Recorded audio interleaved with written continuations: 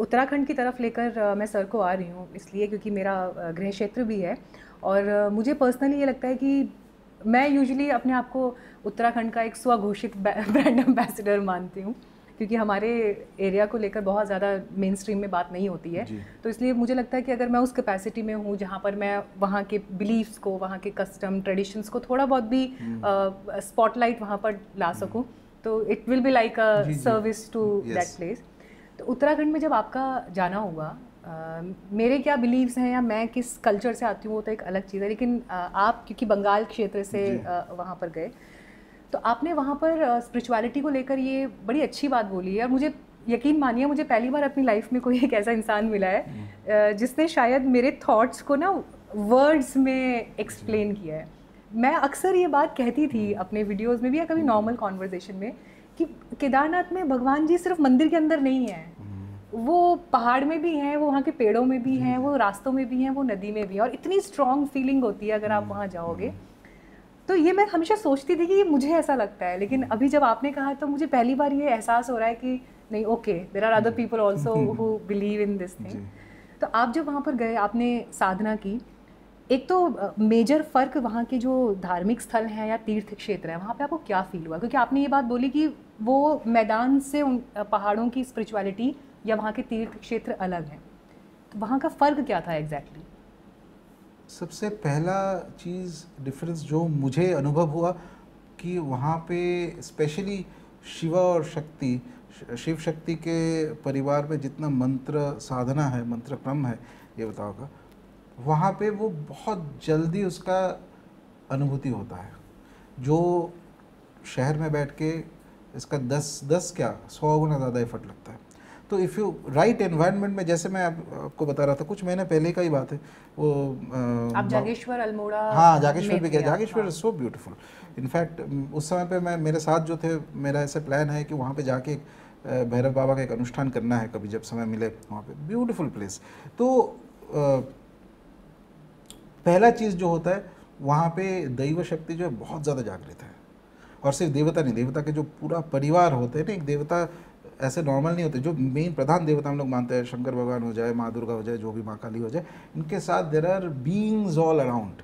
ये जैसे कि आप प्राइम मिनिस्टर, प्रेसिडेंट आता है तो साथ में इतना सारा लोग आते हैं ना, वैसे भी उन लोगों का अकेला नहीं रहते वो लोग। Those beings also are very active in that places. तो वहाँ पे अगर जो चीज़ 40 दिन बैठ के वहाँ पे ठीक से कोई अच्छे सा डिसेंट साधक वहाँ पे बैठ के साधना करे, जो अनुभूति हो सकता है वो शहरों में, कोई भी शहर में, चाहे दिल्ली, बॉम्बे, कलकत्ता, बेंगलोर, कहीं पे भी आप करो, आपको 10 साल लग जाएगा। इतना डिफरेंस है, मार्क डिफरेंस है। द मंत्र क्रम बहुत जल्दी काम करता है वहाँ पे, and you can feel the effect very soon. तो लॉन्ग मेनी ईयर्स एगो, ये 2014 का बात है, मैं एक बार ये गया था, मसूरी गया था। फिर मसूरी से घूमते हुए मैं एक फ्रेंड के साथ, तो उस समय पे साधना भी था और ऐसे ही घूमने गए थे वहाँ पे मसूरी। और मुझे याद है मसूरी में हम लोग एक होटल में रुके थे, तो होटल का नाम याद नहीं है, लेकिन वहाँ पे कुछ तो भूत प्रेत टाइप का कुछ था, रात को कुछ सम डिस्टर्बेंसेज आर हैपनिंग। तो मैं रात को जप करने बैठा और suddenly there was a cloud burst, एक थोड़ा ज़्यादा, बहुत बहुत इंटेंस नहीं, लेकिन साउंड काफ़ी था और बारिश बहुत होने लग गया। और मुझे एकदम से एक इंट्यूटिव ये आया कि एक पर्टिकुलर मंदिर में जाना है, जो मंदिर के बारे में कुछ आइडिया नहीं है, लेकिन कहीं एक मंदिर है जाना है। फिर मैं फाइंड आउट किया, लोकल से पूछा एक्सेट्रा। अच्छा, मसूरी से हम लोग फिर कार लेके चक्रता वहाँ पे गए। वहाँ पे आई हायर्ड टेम्पो हायर करके, फिर हनौल में एक मासू देवता मंदिर है, हाँ, मैं वहाँ पे गया, ठीक है। और वो रोड एकदम, एक कोई टूरिस्ट रोड है ही नहीं, हाँ वहाँ पे। तो आई रिमेम्बर, क्योंकि मुझे मेडिटेशन आया था कि वहाँ पे जाना है, ठीक है। I had to go to that devata वहाँ पे। तो सम एक्सपीरियंस आई हैड। तो वो एक लोकल ड्राइवर था, उसको मैं बोला कि लेके चलो और फिर वापस लेके आना है, तो what ever money you charge मैं दे दूंगा, कोई बात नहीं। तो हाँ, राज़ी हो गया। फिर जाते जाते हम लोग, मतलब मैं और वो दोनों चालू किए थे, by the time we reach there पूरा ट्रक भर गया था, कोई भी इधर जा रहा है, हाँ आ जाओ साथ में, आराम से जाते जाते। फिर बीच में 2 पेड़ दिखा था, it was so ancient trees वहाँ का, जो पेड़ को ही पूजा जाता है। The moment you step near the area ना, योर माइंड बिकम सो काम, लाइक जैसे आपको लगेगा कि आप शंकर भगवान के पास ही आ गए हो। उनका तो नेचर ही ऐसा होता है ना, सब कुछ शांत कर देगा। हाँ, ही इज़ ऑलवेज अनडिस्टर्ब्ड। वो डिस्टर्ब हो गया तो अलग बात हो गया, बट नॉर्मली इज अनडिस्टर्ब्ड। तो वही वाला फीलिंग। फिर वो मासु देवता मंदिर हनौल में गए, फिर रात को वापस आए, that was very risky also, वापस आना था, 1-1:30 बजे वापस आए रात को वो, and I had many experiences well coming back also. So not going details में नहीं जा रहा हूँ मैं, पर एक वेरी ओल्ड मैन, कोई गांव, एक गांव से दूसरा गांव जाना था उनको, फिर हम लोगों ने बोले कि आ जाओ साथ में, तो फिर 10-15 जन हम लोग ट्रक में बैठे हुए हैं, किसी को कहीं जाना है साथ में, तो वो फिर ही वॉज वेरी हैप्पी कि मैं उस समय मुंबई में काम कर रहा था, बॉम्बे से आया हुआ था, तो वेरी हैप्पी। तो ही वॉज सेइंग कि उनके जो ग्रैंडसन है ही wants to go to Mumbai, तो ऐसे हाँ मुंबई तो वैसे जो अपॉर्चुनिटीज़ है ये है, देन ही सेड बट ऐसे ही वो बता रहे थे कि यहाँ के हमारे देवता सब जागृत है, ये प्लेन्स की तरह नहीं है, हम लोग वो सबको हम सब मानते हैं कि यहाँ हम लोग, because you live in that environment, आप उस प्रकृति के उतने करीब रहते हो, there are natural threats constantly जो आप शहर में आपको समझ में नहीं आता। शहर में एक राहु का इल्यूशन रहता है दिमाग के ऊपर, आपको एक सेफ्टी का इल्यूशन रहता है, शहर में भी थ्रेट है, सेफ्टी का इल्यूशन रहता है, so you learn to trust naturally, उसमें कोई क्वेश्चन का सवाल ही नहीं है। जाते जाते एक नेचुरल स्प्रिंग कहीं से आ रहा था, तो दैट जेंटलमैन उन्होंने रोको, गाड़ी रोको, सब उतर गए वहाँ पे, और मुझे जितना याद है कि उन्होंने बताया कि उस पानी जो है वो कुछ होली वाटर, एक कुछ पवित्र कुछ पानी है उसमें, तो दे टुक द वाटर एंड देख। अब मैं शहर से आया हूँ, शहर का थिंकिंग क्या होता है, अरे पता नहीं पानी सही होगा कि नहीं होगा, so I also had the water, it's very sweet and it was very cold, बहुत ही इट वॉज नरिशिंग एक्चुअली। तो that is that belief, that innocence in that belief, वो चीज़ कहीं ना कहीं नष्ट हो गया है। तो लोगों को लगता है कि हाँ अभी बस घूमने जाएंगे टूरिस्ट, वो श्रद्धा होना चाहिए, you have to go there, you have, तभी जाके तो आपको वो पूजा पाठ का रिजल्ट तभी आएगा ना।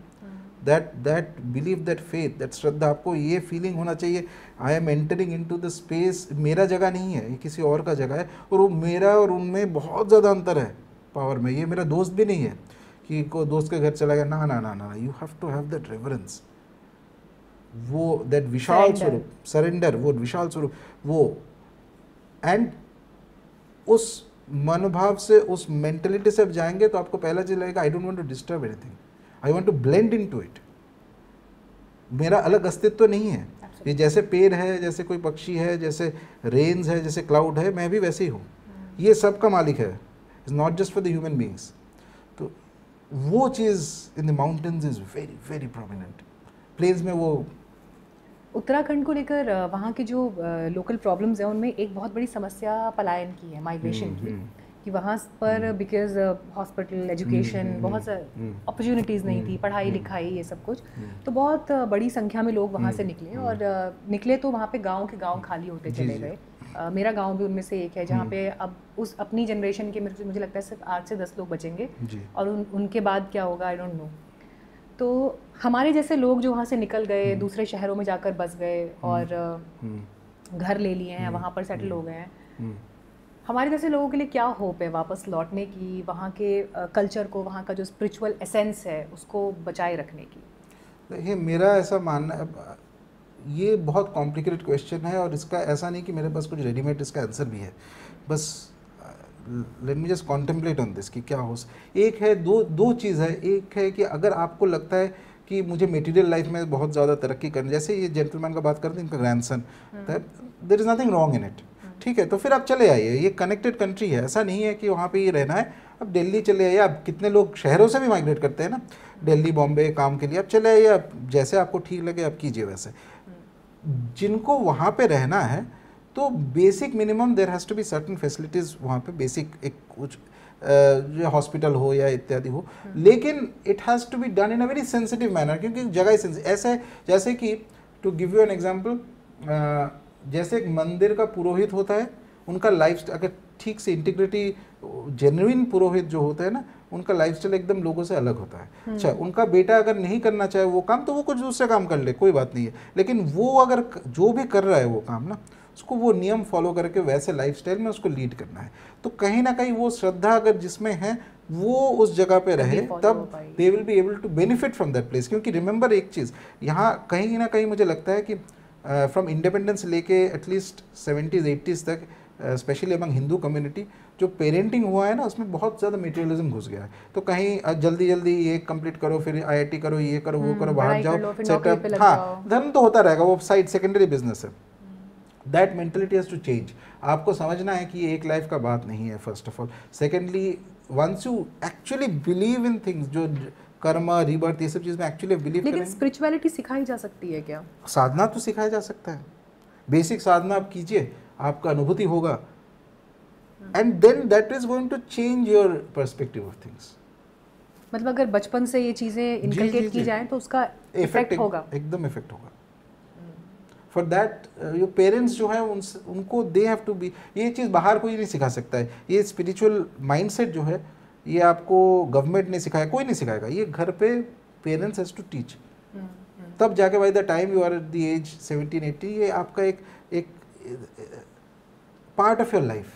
बड़ा कठिन है ये इसलिए क्योंकि अगर फिर पेरेंट्स के पास ही अगर वो कॉन्सेप्ट नहीं है या उनका ही उस पर बिलीफ नहीं है तो फिर अगली पीढ़ी के पास क्या जाएगा। तो यह है एक कष्ट का विषय। लेकिन मुझे लगता है कि उत्तराखंड की जब बात मैं कर रही हूँ तो मैं थोड़ा सा वहाँ के ना लोकल गॉड्स पर अब आना चाहूँगी। हम वहाँ पर अलग अलग तरह के अनुष्ठान करते हैं, जैसे कई बार गाँव की पूजाएँ होती हैं, अष्टबली का कॉन्सेप्ट है। अभी जैसे इनफैक्ट मेरे गाँव में कुछ दिनों के बाद अष्टबली होनी है। इस बार उसको बदलकर नारियल बलि से रिप्लेस किया गया। उससे पहले जब 2 बार हुई है, हालांकि शहरों में रहते हुए हम लोग बड़ा खुलकर ये सब बात नहीं करते क्योंकि डिपेंड करता है कि आप किन लोगों के बीच बैठे हैं, वो किस तरह से आपकी बातों को लेंगे। फिर ख़राब लगता है अगर कोई मजाक उड़ा दे तो, क्योंकि या तो फिर लड़ाई होगी या फिर आप निकल जाएंगे उस सीन से। इस तरह से कुछ ना कुछ चीज़ें होती है। लेकिन ओवरऑल पहाड़ों में देवी की पूजा तो होती ही है। उनके साथ जैसे नरसिंह है, नागराज है, भैरव क्षेत्रपाल हो गए, ग्राम देवता हो गए, स्थान देवता हो गए। फिर आगे अलग अलग क्षेत्रों में फिर उनके नाम बदलते चले जाते हैं कि यहाँ देवी का कुछ और स्वरूप है तो कहीं दूसरे क्षेत्र में कुछ और होगा। लेकिन क्या ये सुप्रीम गॉडेस ही हैं या उस हायरार्की में उनसे अलग ये गॉड्स हैं जो ये लोकल गॉड्स हैं? अगर इसको, इस विषय को मैं थोड़ा इलैबोरेट करने के लिए आपको एक सिंपल क्वेश्चन है। आप ये पहले सोचिए कि एक तो शास्त्र में शंकर भगवान के बारे में लिखा गया है, शिव पुराण है, ये वो कितना वर्णन उनका दिया गया है। अब काशी में शिवलिंग है, केदारनाथ में शिवलिंग है, रामेश्वर में शिवलिंग है, तो वो लोग कौन है? शिव एक है कि इतना 12 ज्योतिर्लिंग है? 12 तो ज्योतिर्लिंग है, बाकी तो ऐसे रोड साइड में हजारों मिल जाएगा आपको। तो है कहाँ शिव?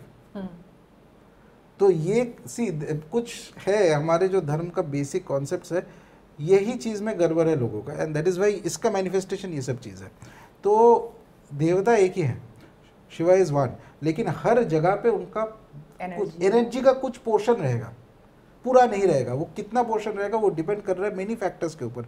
वो मंदिर कैसा है, उसमें शिवलिंग जो बनाया हुआ है उसमें कौन प्रतिष्ठा किया है, उसका रिचुअल पद्धति कैसे पूजा होता है, फॉलो किया जाता है कि नहीं, इफ़ इट इज़ अ स्वयंभू, फिर स्वयंभू का अपना जो लक्षण है कि नहीं, एक्सेट्रा। बहुत सारा चीज़ के ऊपर डिपेंड करते हुए हर शिवलिंग में थोड़ा सा शिव का तत्व है, लेकिन सब में अलग अलग नेचर का है। तो काशी विश्वनाथ भी शिव है, लेकिन वो अलग शिव है। वो ऐसा है कि उसमें वो वेद से औघर सब चीज़ वो एक साथ अपने अंदर ले सकता है। वेरएज श्रीशैलम में जाता हूँ आंध्र प्रदेश में, वेरी ब्यूटीफुल शिवलिंग है, वेरी ब्यूटीफुल, उसका एनर्जी थोड़ा अलग है।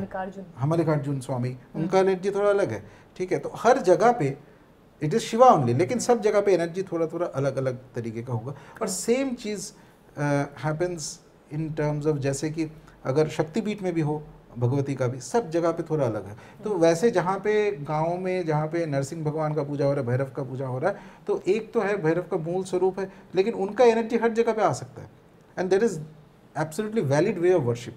इसमें कोई दो राय है ही नहीं। So it is perfectly all right to worship in these methods. तो इनका दो तरीके का पूजा हो सकता है। एक तो मंदिर में पूजा होता है, और दूसरा जैसे पूरा पहाड़ों में मैं जो देखा हूँ, जो जिसको हम लोग ये कहते हैं कि आपने किसी पहाड़ी रिचुअल में पार्टिसिपेट किया? नहीं, अभी तक नहीं किया हूँ actually, I not had the good fortune to see directly. लेकिन उसमें देवता का जो आवाहन होता है अपने शरीर में भी हो सकता है किसी का। हाँ, मैं एक्चुअली इसी पे आने वाली थी अब, क्योंकि मैं जैसे चलिए मैं अपने गांव का ही एग्जांपल ले लेती हूँ, क्योंकि वो आंखों से देखा है, तो I think it is better to talk about it. अब जैसे हमारे गांव की पूजा हो रही है, तो गांव की देवी हैं खंडेश्वरी देवी, तो वो ऐसे खड़ग लेकर, उनका एक खड़ग है जो गांव में रखा होता है, तो उस पूजा में पहले उनको उसको तिलक किया जाता है और फिर वो उसको लेकर नाचती हैं जिस समय उन पर मतलब क्या कहेंगे इसको, मैनिफेस्टेशन बोलेंगे। हाँ, तो उस समय जब वो एनर्जी है उनके ऊपर, even sometimes her tongue is also outside, तो वो उस रूप में, तो हम ऐसे देख रहे होते हैं तो कई होता है ना, क्योंकि आपके मन में क्यूरोसिटी है कि ये क्या हो रहा है, तो आप उसको एनालाइज कर रहे होते हो अब, लेकिन आप उतनी ही अंडरस्टैंडिंग से करोगे जितना आपको पता है। तो जब मैं ये सब देखती हूँ तो अब एक साथ कई बार ये भी होता है कि मल्टीपल लेडीज़ हैं जिनके ऊपर उस तरह का इम्पैक्ट है या वो वैसे परफॉर्म कर रहे हैं, तो फिर लगता है कि ये देवी अलग है, ये अलग है, ये अलग है, अगर ये एक ही स्वरूप है। तो मेरे दिमाग में इस तरह के क्वेश्चंस आते हैं। I don't know how to put up into a one single line question, पर वो चीज़ें देखकर ये लगता है कि ये कौन सा स्वरूप है, ये मतलब द सुप्रीम गॉडेस है या उनकी एनर्जी स्वरूप है। इवन कई ऐसे होते हैं जिनके ऊपर हनुमान जी का मैनिफेस्टेशन है, मतलब हमने वो भी देखा है, एंड उसमें देखा है कि जैसे जिस व्यक्ति के ऊपर वो एनर्जी है उस टाइम पर, वो इधर से उधर बहुत तेज़ी से कूद रहे हैं या एकदम उन्होंने पूरा का पूरा केले का पेड़ का वो उखाड़ लिया है, तो वो बहुत सरप्राइजिंग लगता है और कई बार आप रिएक्ट ही नहीं कर पाते हो, मतलब how to react over it. और जब वो आपसे बात करते हैं, इवन अगर उनको किसी स्पेशल व्यक्ति को कुछ कहना होता है तो वो ढूंढेंगे कि वो उस भीड़ में कहाँ है, and then they find that person और उसको बुला के उसे कुछ बात जो कहनी होगी वो कहते हैं, या अगर कोई आदेश दे रहा है कि ये करना है तो वो चीज़ वहाँ बोली जाती है और वो होता है। और कई बार वो ऐसी बातें भी बता देते हैं जो शायद हो सकता है उस व्यक्ति विशेष को ही पता होगी, किसी और को नहीं पता होगी। तो अब इन बातों को अगर हम शहरों में करेंगे, सिटीज़ में डिस्कस करेंगे तो लोग नहीं समझेंगे। एक चीज़ है, ये तो चलिए हम लोग बोलते कि ये गांव का पूजा का पद्धति है या जो भी सेट, आज के डेट पे जो पूरा विश्व में इतना पॉपुलर है टिबेटन बुद्धिज़्म, जो and I find it very fashionably popular in cities also, बहुत लोग करते हैं थोड़ा। तो उनके जो सबसे बड़े संत ये दलाई लामा है ना, तो they have their own oracles. Oracle कहते हैं वो लोग, ओरेकल अर्थात जिसके शरीर में कोई, जैसे हमारा क्षेत्रपाल होता है, उन लोगों का भी अपना देवता होता है जो किसी लीनिएज में या किसी फैमिली में या किसी व्यक्ति के ऊपर, शायद उसके फादर के ऊपर भी होता होगा, तो they will come into their body और वैसे ही मैनिफेस्टेशन होगा। और उस चीज़ को टू क्रिएट दैट, एक एनवायरनमेंट क्रिएट करना पड़ता है। देवता ऐसे नहीं आएंगे, वो वेदर इट्स ड्रम बीटिंग होगा या कुछ गाना होगा या धूप अगरबत्ती जो भी है करके फिर शरीर में आके वो बात भी करेंगे। आज दलाई लामा उनके एडवाइस सुन के काम कर रहा है, किधर जाना है, कब चाइना से तिब्बत से भाग के इंडिया में आना है एक्सेट्रा, उन्हीं के एडवाइस से वो किए थे, वो उनका जान बचा था आज। तो माई पॉइंट इज दैट जब वहाँ से आते हैं तब लगता है कि कितना बड़ा स्पिरिचुअल होता है, और जब गाँव में होता है तब ये तो कुछ नहीं आता है। So this is a mind set का ये प्रॉब्लम है, ये चीज़ होता है। हाँ, ऐसा हो सकता है कि एक आध केस में ये जेन्युइन नहीं हो, वो तो अलग बात हो गया, लेकिन एक्चुअली इज इट पॉसिबल? एकदम पॉसिबल है। देवता शरीर में आ सकता है लोगों का। ये पोजेशन जो टर्म है इंग्लिश में यूज़ होता है ना, ये टर्म कैसे भी करके हमारे कॉन्शियसनेस में ये चीज़ को करप्ट किया गया है। करप्ट मीन्स हमारा अंडरस्टैंडिंग गलत हो गया है कि पोजेशन मतलब नेगेटिव चीज़ होता है। नहीं, possession is a negative thing in कुछ कल्चर में है कि वहाँ पे पोजेशन होता है तो नेगेटिव। हमारे यहाँ पे पोजीशन कैन बी पॉजिटिव और नेगेटिव। देवता पोजीशन अगर कर रहा है तो वो चीज़ एक जैसे उसका पॉजिटिव आउटकम होगा। किसी का कोई प्रॉब्लम चल रहा है वो सॉल्व हो गया, जो वॉट एवर इट इज़, वही तो होता है एक्चुअली ना। जब पोजीशन में किसी का ऊपर कोई देवता का ये आता है, every place has is own term for it, तो लोग रहते हैं वहाँ पे, किसी का कोई ये चल रहा है वो चल रहा है, किसी को, और वो चीज़ हो, आप देखते हैं कि वो जो बता रहे हैं वो चीज़ फॉलो करने के बाद उसका पॉजिटिव रिजल्ट भी आ रहा है। ठीक है, तो इससे पता चलता है कि there is a positive angle to it. Whereas जो हम लोग मूवीज़ में देखते हैं ना, इंग्लिश मूवीज़ में पोजीशन हो गया, वो नेगेटिव कुछ स्पिरिट का पोजीशन एक्सेट्रा, तो उसमें जिसके ऊपर हो रहा है इवेंचुअली दैट पर्सन, उसका नेचुरल टेंडेंसी, एबिलिटी, हैप्पीनेस सब कुछ खत्म हो जाता है, धीरे धीरे धीरे एकदम डेथ की तरफ चले जाता है। तो एकदम बेसिक अंडरस्टैंडिंग में ही ये अलग है, डिफरेंस है। तो हमारे यहाँ पे देवता पोजेस ज़रूर कर सकता है, और वो डिपेंड कर रहा है कि वो जो जिसको कर रहा है उसके शरीर में, उसका माइंड और बॉडी में कितना एबिलिटी है वो पोजीशन लेने का। सब कोई नहीं कर पाता है ये, sometimes it is genetic also. जिनके होता है उनको आप फाइंड आउट कीजिएगा, उनके फैमिली में पूर्वजों में कोई रहता होगा जिनमें वही देवता का पोजीशन होता होगा। ठीक है, तो it comes in the family also sometimes. So these are very acceptable parts of it. मुझे तो इसमें कोई ये I don't find anything wrong in it, and it is natural part of a religion. जो स्थानीय पूजा के वहाँ पर कॉन्सेप्ट हैं उनमें बलि का भी कॉन्सेप्ट रहा है, और ओवर द कोर्स ऑफ, मैं अगर 15-20 ईयर्स पीछे जाऊँ, क्योंकि मैं जिस बैकग्राउंड से आती हूँ मैं वहाँ की अंडरस्टैंडिंग के आधार पर बात कर रही हूँ, धीरे धीरे बलि वाली पूजा जो है वो रिप्लेस होती गई नारियल बलि से, वैष्णव फॉर्म ऑफ पूजा, जिसमें लोगों ने ये भी कहा कि बलि पुराना कॉन्सेप्ट है। इवन उन्होंने कहा कि तो जंगल वंगल में जब लोग रहते थे तब करते थे, अब तो धीरे धीरे हम आगे बढ़ गए हैं, हमको भी अपना दिमाग खोलना चाहिए और हमारे देवता जैसे हम पूजा करेंगे उसको स्वीकार करेंगे। वैष्णव पूजा भी अगर हो रही है, माँ को ब्लड नहीं चाहिए या उनको किसी जीव हत्या वाली इस टोन में बात होती चली गई। खैर मैंने कभी उस पर कुछ ऐसे रिएक्ट नहीं किया क्योंकि मुझे लगा I don't have that much of knowledge that मैं इस बात को कर सकूं। लेकिन आप क्योंकि आज यहाँ पर बैठे हैं और जितना आपका अध्ययन है और आपका ओवरऑल अंडरस्टैंडिंग है, मैं ज़रूर चाहूँगी कि जहाँ पर ये बदलाव हुए हैं आप उनको क्या कहना चाहेंगे? पहला चीज़ है कि ये जो बलि होता है, पशु बलि के बारे में बात होता है, तो वो शास्त्र के आधार पे ही हो रहा है। ये ऐसा नहीं कि कोई रैंडमली कर रहा है, इसमें हजारों प्रमाण है। इनफैक्ट और इसका पहाड़ों से रेलेवेंस भी बताइएगा। हाँ, हजारों प्रमाण है। इनफैक्ट तंत्र शास्त्र हो जाए, इवन टू द एक्सटेंट वैदिक शास्त्र में भी इसका प्रमाण है। बाय द वे, वेद में जो वेदांत में जो 3 मेन प्रधान पुस्तक जिनका अध्ययन किया जाता है, जिनके कमेंटरीज वगैरह लिखा जाता है, ब्रह्म सूत्र में एक स्पेसिफिक सूत्र है जिसका सूत्र का एग्जैक्ट वर्स मुझे याद नहीं है अभी। उस स्पेसिफिक सूत्र का 3 number something 3 point something, basically उसका जो कमेंटरी है, उसके कमेंटरी में आदि शंकर से लेके जितने बड़े वैदिक विद्वान है, वो तांत्रिक भी नहीं बात कर रहा हूँ, सब में यही कमेंटरी वो लिख रहा है कि क्वेश्चन ऐसा आता है कि अगर हिंसा सबसे बड़ा धर्म है तो फिर वेद में जहाँ पे पशु बलि का विधान दिया गया है, और पशु के बलि का विधान वो थोड़ा सा अलग है तंत्र से, by the way technically different है, कैसे बलि होगा वो अलग है, लेकिन पशु का ये है, तो how do you justify that? तो उसमें वो बोला जा रहा है कि पहला चीज़ है कि एक होता है प्रत्यक्ष प्रमाण, यानी कि कुछ जो चीज़ हमें दिख रहा है, और एक होता है जो ऑकल्ट है, जो दिख नहीं रहा है। तो उस ऑकल्ट के रेलम में जब चीज़ का बात होता है जो हमें दिखता नहीं है पांच इंद्रियों से, तो उसमें यू हैव टू, उसमें वेद है प्रमाण।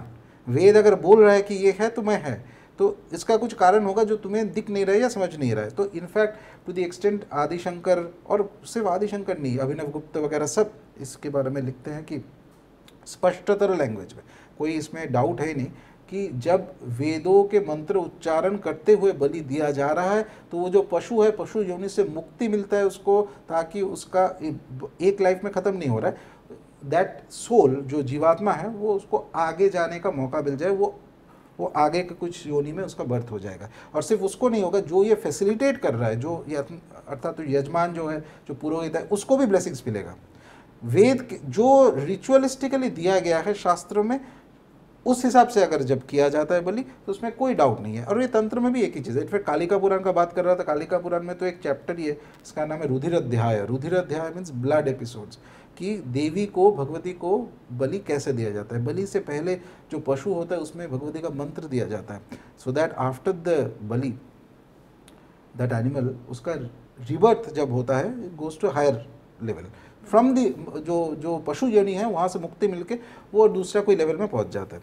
तो ये आर्गुमेंट जो दिया जाता है कि ये पुराने ज़माने का चीज़ है या कुछ etcetera etcetera, I think it is a very, एक तरह से तो ये डिसऑनेस्ट आर्गुमेंट। क्यों डिसऑनेस्ट है? तो अब इस एंगल से देखिए, आज कुछ 1-2 साल पहले एक PEW रिसर्च का एक ये आया था, ऑनलाइन आया था इंडिया में, वेरियस थिंग्स, काफ़ी सारी चीज़ों के बारे में। उसमें वेज नॉन वेज का भी एक रिसर्च का एक ये आया था, स्टैटिस्टिक्स आया था। उसमें दे हैड मेंशन कि हिंदूज़ में in the last 10-15 years right now there are 60 to 65% Hindus who are non vegetarians. ठीक है, तो एक तरह से मेनी प्लेसेस में non vegetarian eating is increasing. चाहे आई एम नॉट सेइंग कि वो अमेरिका की तरफ खा रहे हैं, but once or twice a week और समथिंग लाइक दैट। तो आप जब नॉन वेज खाना खाते हो वो कहाँ से आ रहा है? वो तो आपको पशु हत्या से ही आ रहा है ना। अच्छा, so what we are doing is that, पहला प्रिंसिपल है, जो चीज़ आप, जो जिस कम्युनिटीज़ में और जहाँ पे नॉन वेजिटेरियन फूड लिया जाता है, खाना खाया जाता है, आपका कोई फ्रेंड आ रहा है, आप होटल में जा रहे हो, गोइंग टू गुड प्लेस, आप कुछ अच्छे डिश ऑर्डर कर रहे हो, तो the basic idea was that जो चीज़ आप ग्रहण कर सकते हो उसमें से सबसे उत्तम जो चीज़ है दैट देवता को भी दिया जा सकता है। हाँ, सब देवता को नहीं, लेकिन कुछ देवता को तो जरूर दिया जा कि सकता वो है। प्रकृति है। प्रकृति है, उस पर कोई संदेह नहीं। आज के डेट पे माँ कामाख्या में इतना बलि होता है, ठीक है। तारापीठ में माँ को तो हर रोज सुबह एक पूरा फिश दिया जाता है माँ को।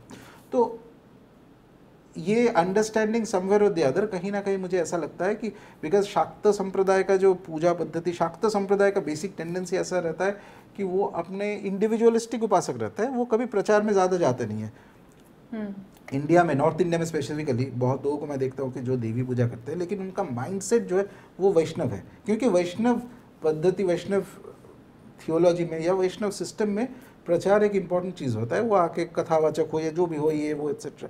तो एक वैष्णव जब आपको एडवाइस दे रहा है विद ड्यू रिस्पेक्ट, वो जो कर रहा है वो ठीक है, लेकिन वो शाक्त पद्धति के बारे में उसको तो पता ही नहीं होगा, क्या बोलेगा, ना उसको शास्त्र के बारे में पता है, ना उसका एक्सपीरियंशियल नॉलेज है। एक आध जन को मैं सुनता हूँ कभी बोलते रहते हैं कि अच्छा वो बलि जो है वो देवी नहीं लेते। कौन बोला है? तो स्पष्टतर तंत्र में हजारों बार लिखा हुआ है वो ही लेती है। लेती सिर्फ नहीं, उसमें she not only takes the bali, it is like she exalts in the bali. उल्लास, ये शब्द आता है वहाँ पे बार बार।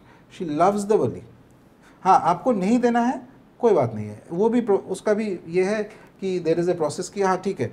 इनफैक्ट बलि का दो तरह का बलि के बारे में मेंशन किया गया शास्त्र में। एक है कि जैसे वेजिटेरियन बलि भी आप दे सकते हो, शुगर केन हो या नारियल हो गया, नारियल भी हो एक्सेट्रा, और नॉन वेजिटेरियन, दोनों ही, नॉन पशु बलि, दोनों का ही विधान दिया गया स्पष्टतर रूप में। और सिर्फ ऐसे बलि नहीं, वो बलि के बाद उसका जो ब्लड ऑफ द एनिमल और कुछ ये उसको मंत्र के जरिए पूजा करके देवी को दिया जाता है एक्चुअली। कामाख्या में तो गर्भगृह में लिया जाता है माँ का, ठीक है। तो इसमें तो डाउट का कोई सवाल ही नहीं है। इनफैक्ट शंकराचार्य जो हुआ करते थे, अभी जो बहुत ही रिस्पेक्टेड शंकराचार्य ऑफ तमिलनाडु, जिनको परमाचार्य कहते हैं, ही हैड उनको उन लोगों का जो वेबसाइट है, कांची पीठ का जो इसका जो वेबसाइट है, उसमें ही मेंशंस वेरी क्लियरली कि ये ही इनफैक्ट इज थोड़ा सा इस एंगल से वो बोल रहे हैं कि हम लोगों ने वैदिक क्रम में जो बलि है उसको कम कर दिया है, बट वेद में स्पष्टतर लिखा हुआ है कि जहाँ पे बलि देना है। अब बलि जब नहीं देता है तो क्या फ़र्क पड़ता है?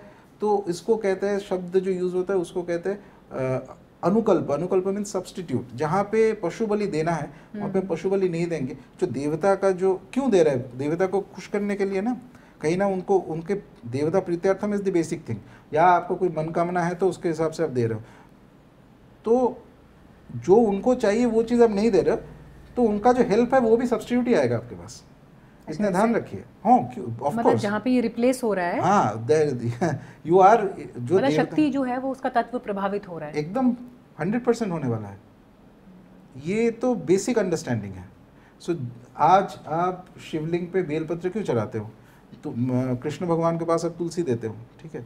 क्यों तुलसी दे रहे हो? क्योंकि वो चीज़ चाहिए। और कहाँ से आपको पता चला कि तुलसी देना है? ये तो शास्त्र से ही आ रहा है ना।